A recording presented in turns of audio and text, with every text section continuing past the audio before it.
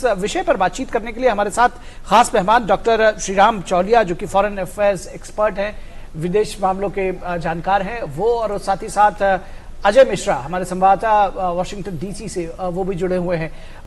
Doctor Chauliya, जो आज बात मुझे विशेष तौर पर अभिभूत कर रही है, कहीं ना कहीं उसी से शुरुआत करते हैं। जो प्रधानमंत्री ने जब भारत का पक्ष रखा और भारत की बात कही एक सवाल का जवाब देते हुए, तो उन्होंने कहा कि डीएनए जो है वो भारत के लोकतंत्र जो है वो भारत के डीएनए में है।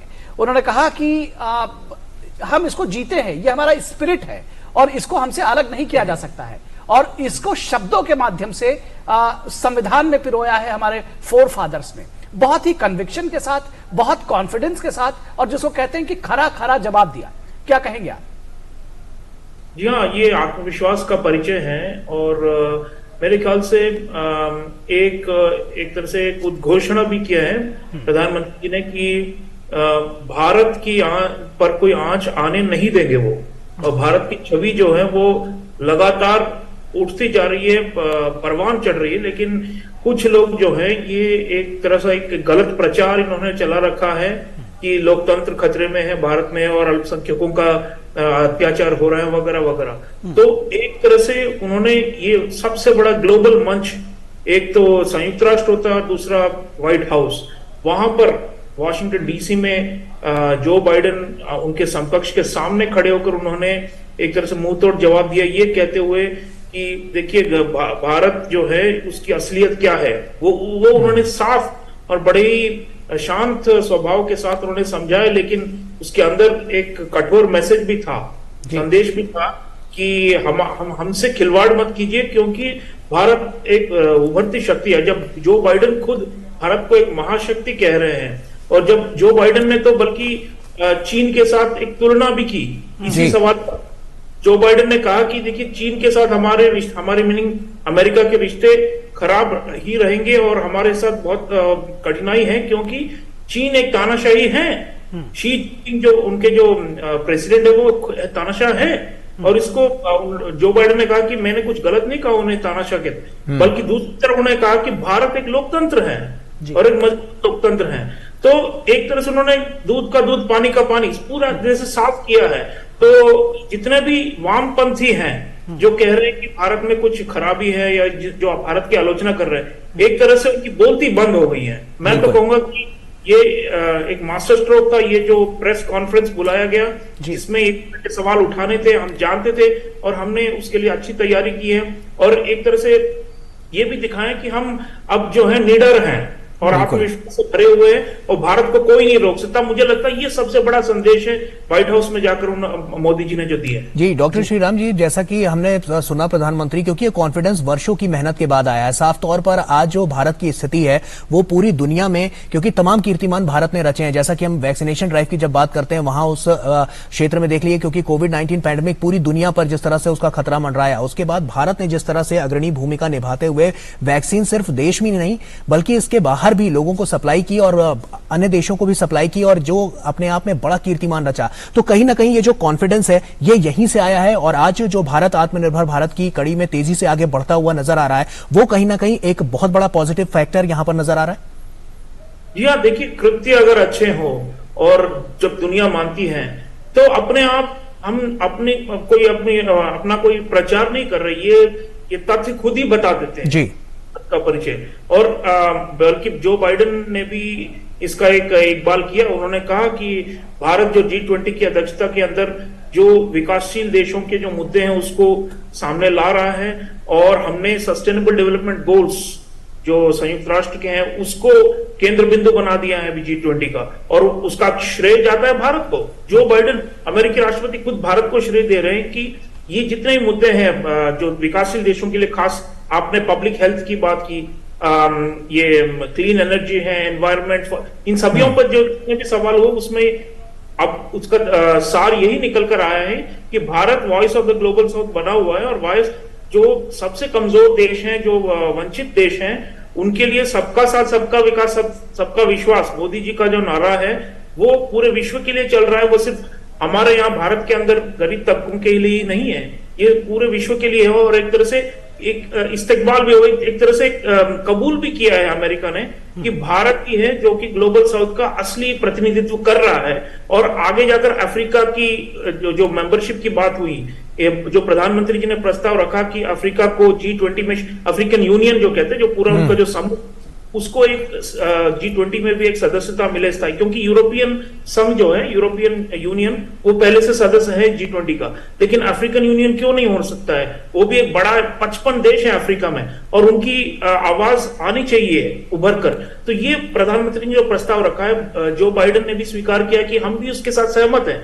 तो इसका मतलब है कि देखिए, एक तरह से हमने वहां पर अमेरिका में जाकर अपना एक सत्ता जमाया है। एक तरह से लोग हमारी साख मान रहे हैं कि भारत जो है वो केवल ये 140 करोड़ लोगों की बात नहीं करते, बल्कि विश्व भर में जहां पर भी डेवलपिंग कंट्रीज हैं, उन सब का एक प्रणेता है। तो ये काफी इफेक्टिव गया है, और ये रिजल्ट्स में भी आपको नजर आएंगे, जैसे जॉइंट कम्युनिके में भी आपको नजर आएगा कि अमेरिका भारत के साथ मिलकर अन्य डेवलपिंग कंट्रीज में साझेदारी करेगा और प्रोजेक्ट चलाएगा।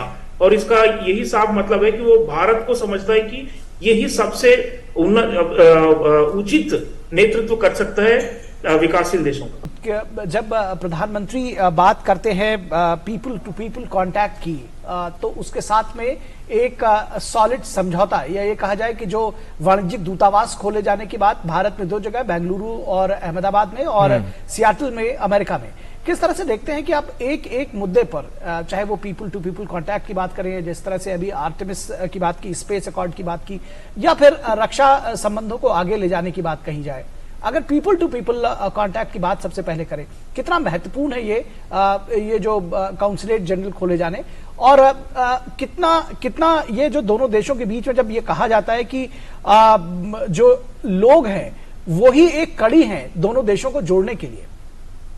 जी हाँ, बिल्कुल। देखिए, कॉन्सुलेट जो वाणिज्य दूतावास होते हैं, इनका कार्य अधिकतर वीजा इशुएंस में ही होता है, ताकि प्रवास लोग भारत से अमेरिका जाए, अमेरिका से भारत आए। और यही तो पीपल टू पीपल है, क्योंकि देखिए लगभग 40 लाख से ज्यादा, 4.5 मिलियन का आंकड़ा बताया जाता है कि लगभग 50 लाख भारतीय मूल के लोग अमेरिका में निवास करते हैं। ये कोई छोटी संख्या नहीं है, और उनके यहाँ शहरों में हमारे ज्यादा अगर वाणिज्यिक दूतावास हो तो उनके लिए सहूलत है। दूसरा, जो अमेरिकी नागरिक है, खुद प्रवासी नहीं, लेकिन खुद जो वहां के नेटिव्स हैं, उनके लिए भी भारत आने के लिए आसानी होगी। और दूसरा, सांस्कृतिक, देखिए पीपल टू पीपल में कल्चरल डिप्लोमेसी होता है, जहां पर भी हमारे कॉन्सुलेट्स होते हैं।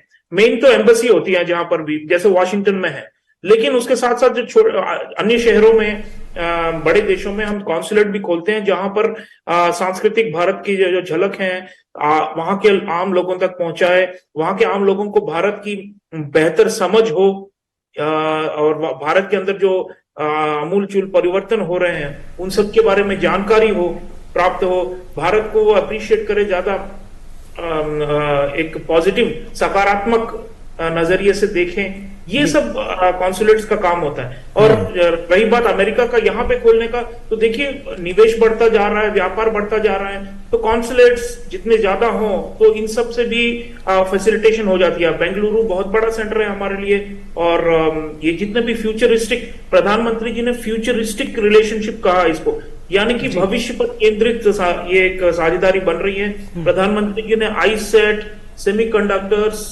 क्वांटम, स्पेस, इन सब का जिक्र किया।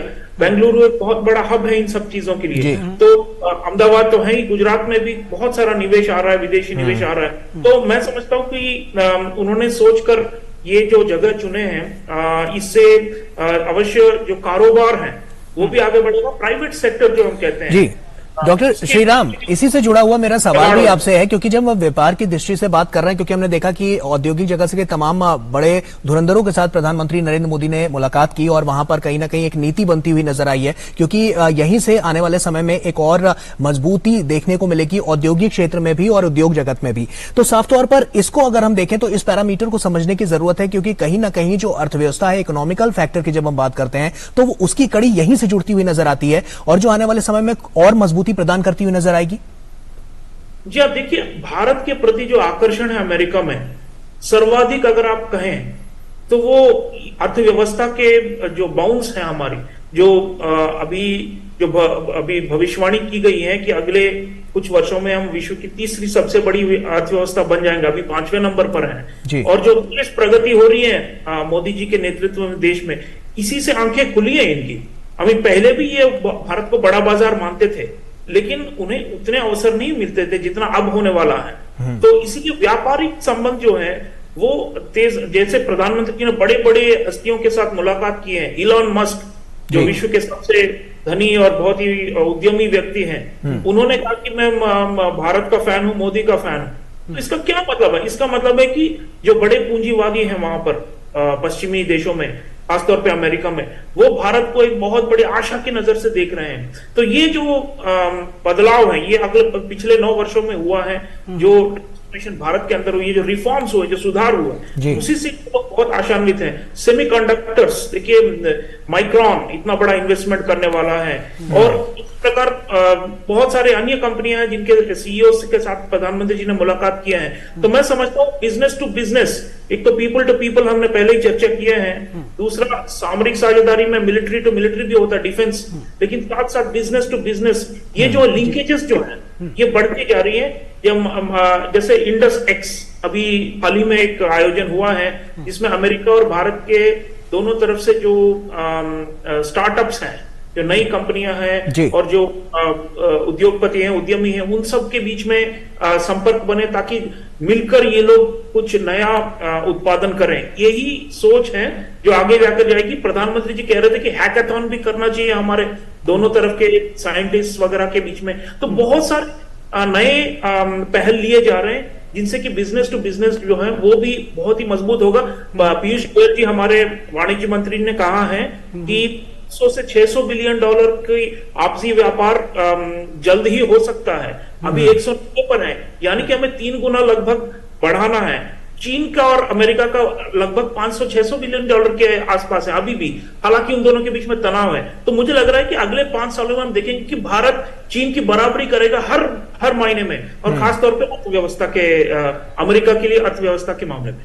जी, निश्चित तौर पर। डॉक्टर चौलिया, जब स्पेस में की बात होती है, स्पेस सेक्टर की बात होती है, आर्टेमिस अकॉर्ड, किस तरह से उसको देखते हैं? प्रधानमंत्री कहते हैं कि sky is not the limit, क्या कहेंगे आप? जी हाँ, अब स्पेस लिमिट हो गया है। स्पेस मतलब अंतरिक्ष। देखिए, पहले से वैसे कई सालों से हमारे संबंध रहे हैं इसमें। जैसे हमने गगनॉट, जो गगनयान हमारा जो मैन्ड स्पेस मिशन है, उसमें भी अमेरिका मदद कर रहा है। लेकिन इसरो, हमारा जो मेन स्पेस रिसर्च ऑर्गेनाइजेशन है, इसरो और नासा के बीच में अभी संबंध जो है वो ज्यादा मजबूत किए जा रहे हैं। आर्टेमिस के जरिए हम उनके साथ मिलकर इंटरनेशनल स्पेस स्टेशन में भी हमारे गगनॉट और उनके एस्ट्रोनॉट, ये दोनों मिलकर काम करेंगे। ये एक तरह से कटिंग एज जो कहते हैं साइंस में, ज्ञान में, कटिंग एज क्षेत्र है। जैसे आर्टिफिशियल इंटेलिजेंस है, वैसे स्पेस है। और आउटर स्पेस में हमारे बहुत सारे सैटेलाइट हमने लॉन्च किए हैं।